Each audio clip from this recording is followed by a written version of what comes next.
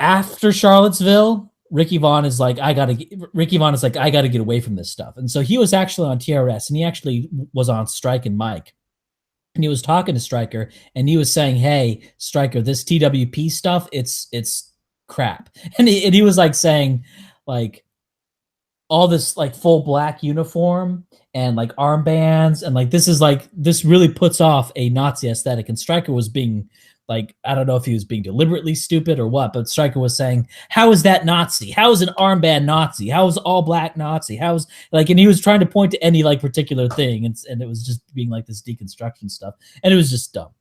And so, but Ricky Vaughn, what he was trying to do is so, but the fact that Ricky Vaughn was talking to Mike and talking to Stryker is evidence that I think Ricky Vaughn was still and is still a white nationalist in so many words.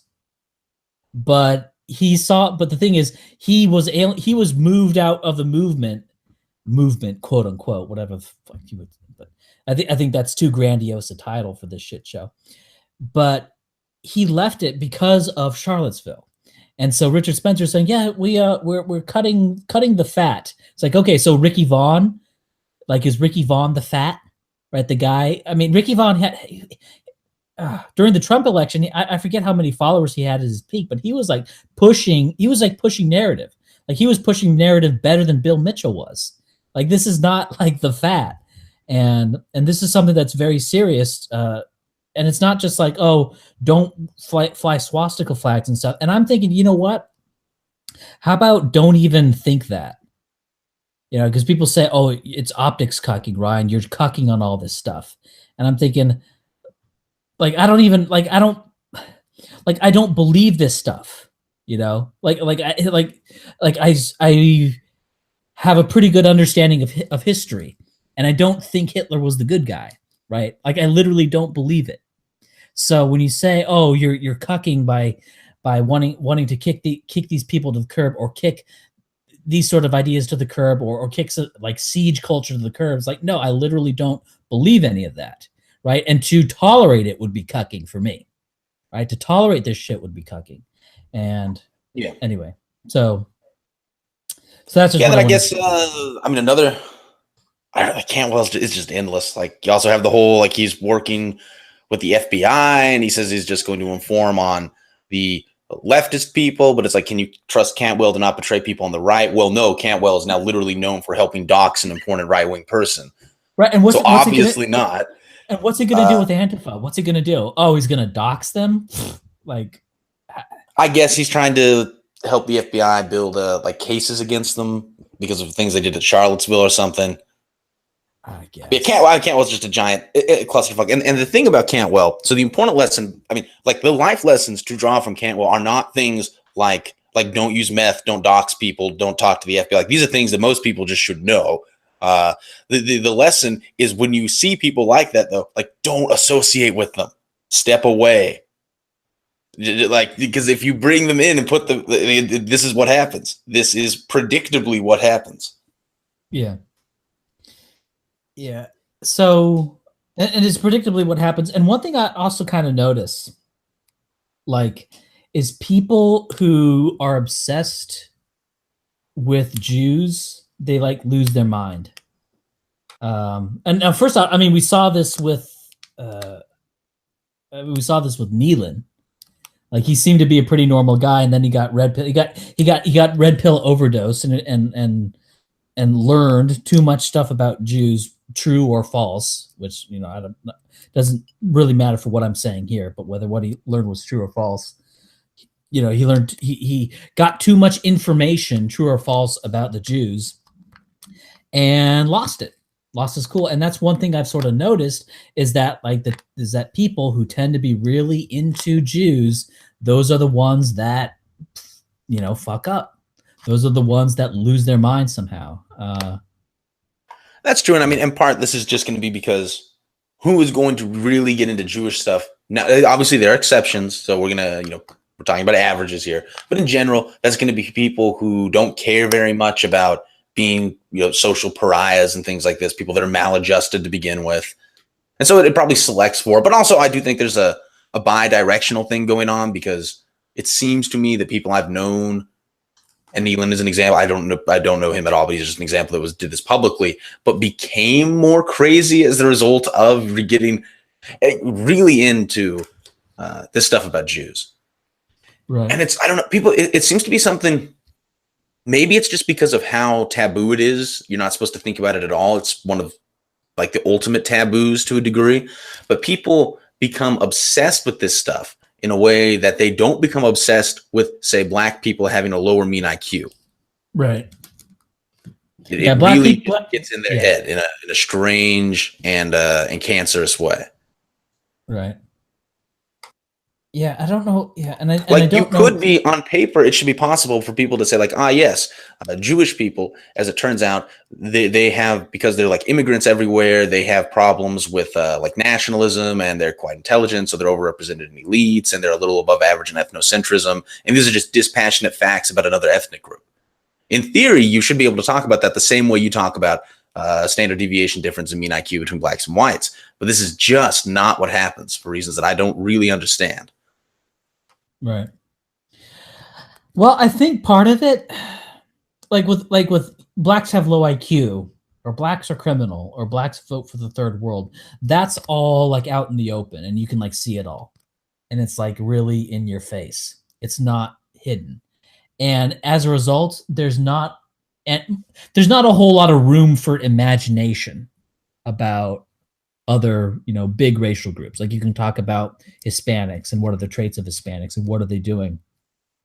And it's sort of open, and it's less hidden. Now people will try to deny it, obviously. Like we all know very well that people try to deny racial differences in behavior between like the recognized races. But with Jews, you sort of have an issue where with Jews, like you literally can't even see them, right? Like, you look at a Fox News panel, it's like, oh, look, it's 5 white guys.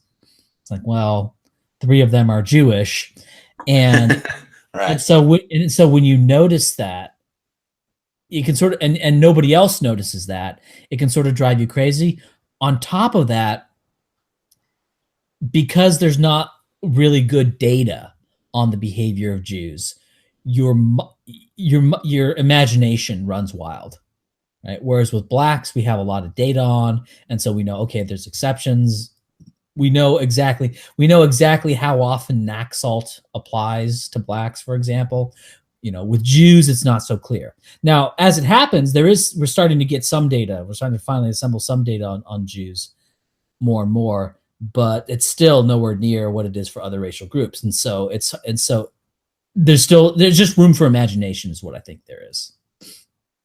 And there's also, I mean, like you think back to the coincidence detector, right? This app for Chrome, which would put the triple parentheses around Jewish names so that you would notice it all the time. Right. This is like a very extreme level of like purposefully setting up confirmation bias, but it's funny. Like I understand why it was done.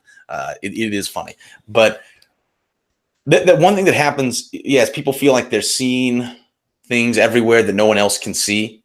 Mm-hmm. I think it's almost like you've seen through the Matrix sort of feeling to some degree for some people. Whereas like with black people, it's not like that, because what people think is, that they're like this too. You just don't say it. Right. I think that's obviously true. like everyone. Yeah. So. Yes. But the funny thing is also, I think that, so I think to a degree the opposite is true though, that if you say it in a in a reasonable way, that, again, this is just anecdotal, but in my experience, there's almost no pushback whatsoever to the suggestion that due to their historical experiences, Jewish people are on average predisposed to be anti-nationalist, and that also they're smarter than average, and this leads to a disproportionate representation of them among elites. Like this is, in my experience, like there's no pushback at all against that when talking to leftists, even. Yeah. Whereas by contrast, if you go, black people are kind of dumb, right? Like there's quite a bit, or even if you say, one standard deviation below the mean in IQ, you do get, no matter how reasonable you say it, people's heads kind of explode. Yeah. Some people's heads explode. But as so part of the degree to which I guess what I'm saying is that that the anti-Semitism stuff is this like hidden truth that no one knows isn't actually because of the descriptive content of what is being said, but rather because of the way in which it is said by anti-Semites. right. And you know, like whatever, like the view that I just said could be described as anti-Semitic in some respect as well. And like descriptively, it is largely the same view. I'm talking mostly here about tone, and I'm using the word anti-Semites to describe people who talk about Jews in a certain tone. Right. Yeah. Yeah. But obviously, yeah, I think the race realism is in general a much more important thing than being Jew wise or Jew woke or whatever. Well, yes, and this is something that a lot of people don't believe, right? People will say, no, the most important thing is the Jewish thing, because ultimately the Jews are the ones who are pushing these narratives about this, that, and the other, you know, about the blacks or the Hispanics or the Muslims down the line. So there are people who really think that the Jewish thing is like the most important thing. Oh, yeah. Yeah, I know. I guess maybe sort of imagining, well, if not for the Jews, we would have an alliance with these other groups, and I'm not sure exactly how that would play out.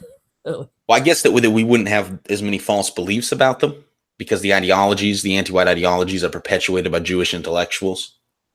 Yeah, perhaps. That's like, okay, say that's, and we could get into the weeds of empirically how true that is, and a lot of people overestimate, I would say, the role of Jews, and well, a lot of anti-Semites do. People in general underestimate, right? But regardless, it's sort of like the problem is anti-white intellectuals writ large, right? And so you can argue against those people without obsessing over the fact that some of them, and I think it's something like a third of them, tend to be Jewish. Yep. Yeah, and that's something that I've said before. It's like, look, you have all these things that people hate. You know, people generally hate the party establishment for the Republican Party. They hate the banks. They hate the fire sector. You know, they hate the Chamber of Commerce. They hate Bill Kristol. You know, they hate the neocons. Like, you know, people generally hate the media. You know, the general public has a negative view of Hollywood and like entertainment media in general. It's like, well, look, like, you know, it's like, what more do you not? What more do you want? What more do you need?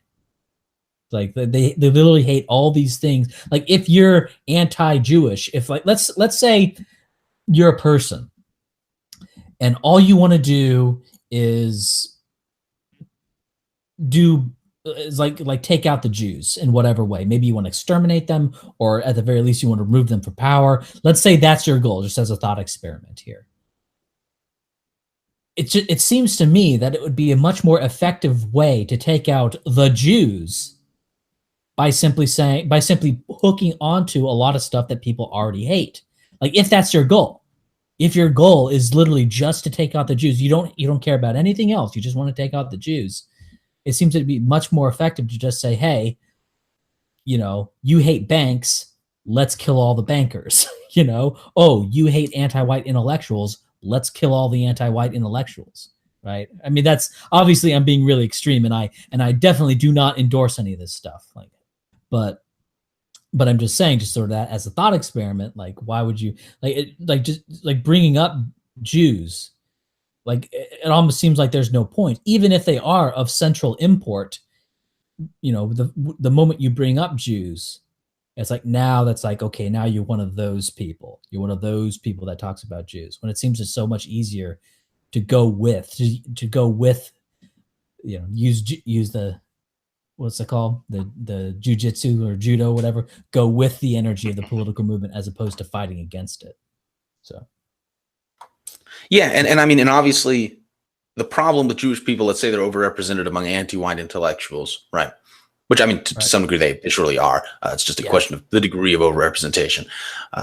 The problem fundamentally is still with anti-white intellectuals. And so if you like have a way to deal with anti-white intellectuals in general, then and maybe you bring like the thing is, if you could make it not something you're obsessed with, then I do think you could bring up as one point, oh, by the way, this person, you know, there's an ethnic interest component to this because they are Jewish. But it doesn't turn into like this thing where you're just screaming about the fact that they are Jewish, or you make it a central piece or something like this. That does not come off well in any context. And it's not, like I say, it's not helpful. If the goal is to stop anti-white intellectuals, that is not helpful in doing that. Yeah. Well, I go even further and I say if your goal is to just stop Jews, it's not even helpful. Like if your goal if your goal was to just defeat Jews, it wouldn't be helpful to name the Jew, as they say. So so so I guess we're all in agreement on that. What else were we going to talk about? What else were we going to talk about? Well, and one thing I would say, I guess as well, because you're occasionally reading the comments and people are like this process by which you become aware of Jewish people and their overrepresentation, and then you look for and you notice whenever you see Jewish people who fit the stereotype of being in an anti-white intellectual position, leads to a dramatic overestimation of the degree of overrepresentation. People are saying, you know, all the anti-white advocates, basically all of them are Jewish, and all of the pro-white people are not, and that's very obviously not true. This is not like this is not even an open question. This is just self-evidently not true if you pay attention to who people are and who says what. And yet there are people who really think this because of the way in which they're looking for patterns as a result of this being so based on like vague historical analyses of things, as opposed to the sort of social scientific data that tends to inform discussions about Africans and East Asians and the other racial groups and ethnic groups that we like to talk about. Yeah. I don't even understand Falk's view on this. Just let them dominate? Like, no. Like, no. Okay. Anyway, so